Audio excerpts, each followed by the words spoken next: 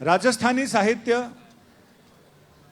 वीर रस का भी साहित्य है, श्रृंगार का भी साहित्य है, भक्ति का भी साहित्य है। ऐसे में लोक कथाएं राजस्थानी साहित्य का बहुत बड़ा हिस्सा हैं। राजस्थानी साहित्य की जड़ में अगर देखा जाए तो लोक कथाएं हैं, बीरानी बातां, तो उन बातों का साहित्य है। जिसमें हम गाथा कहते हैं वो गाथा वहां पर बातां हैं। हम अब अपने दोनों मेहमान साहित्यकारों से बात करना चाहेंगे। एक तो ये जानना चाहता हूं मैं अपने दर्शकों की तरफ से कि अधिकतर जगह साहित्य में लोग कह रहे हैं पुरानी चीजें घूम घूम के आ रही हैं, पैकेजिंग बदल गई है बस खाली। राजस्थानी साहित्य में क्या स्थिति है? लोक साहित्य और वर्तमान साहित्य, उसको लेकर क्या आप लोग संतुष्ट हैं? राजस्थानी भाषा के साथ जिस तरह का राजस्थान में साहित्य को जिस तरह का पाठक मिला हुआ है, या देश के बाहर जो पाठक मिला है, देश के अंदर जो पाठक मिला है, वो बहुत विस्तृत है, वो कम नहीं है। लेकिन राजस्थानी भाषा के साथ एक जो बड़ी बात जुड़ी हुई है वो ये कि राजस्थानी भाषा की मान्यता का एक बहुत बड़ा आंदोलन इस समय राजस्थान में और राजस्थान के बाहर चल रहा है। जो राजस्थान से जुड़े हुए लोग राजस्थान में हैं, राजस्थान के दूसरे देश के दूसरे प्रांतों में हैं, और देश से जो बाहर लोग हैं वो सभी इस बात के लिए कर रहे हैं। लेकिन राजस्थानी का साहित्य, राजस्थान का साहित्य और राजस्थान का हिंदी साहित्य ये बहुत अलग अलग नहीं है। उनकी दोनों की एक संवेदनाएं, दोनों की भाषा शैली और दोनों का जो शिल्प है वो बहुत कुछ समानताएं लेते हुए, और जिस तरह का रचना क्षेत्र वहाँ हो रहा है, जिस तरह का प्रणयन वहाँ हो रहा है राजस्थान के अंदर, वो चाहे कविता में हो, वो चाहे कहानी में हो, वो चाहे उपन्यास में हो, वो चाहे नाटकों के रूप में हो, वो काफ़ी अच्छा और स्तरीय है।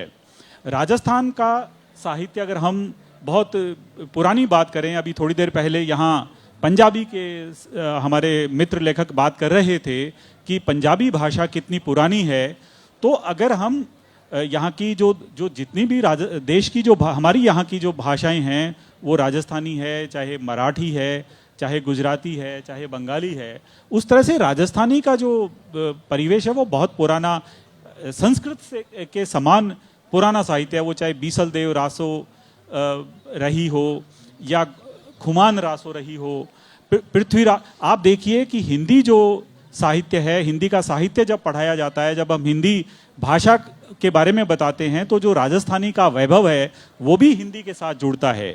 खासकर कुछ ऐसे महाकाव्य हैं जो आज भी, जिनके बिना हिंदी का साहित्य पूरा नहीं होता।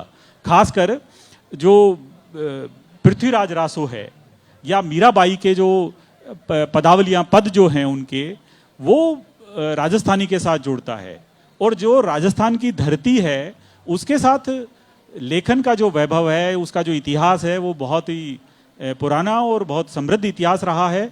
उस हिसाब से हम आज महसूस कर सकते हैं कि अभी जिस तरह का साहित्य में एक समालोचना के अंदर, या जो साहित्य के जो नेतृत्व करने वाले लोग हैं उनमें जो सामंतवाद चलता है, उसका जो थोड़ा उपेक्षा भाव वहाँ राजस्थान और राजस्थानी लेखकों के प्रति रहा है।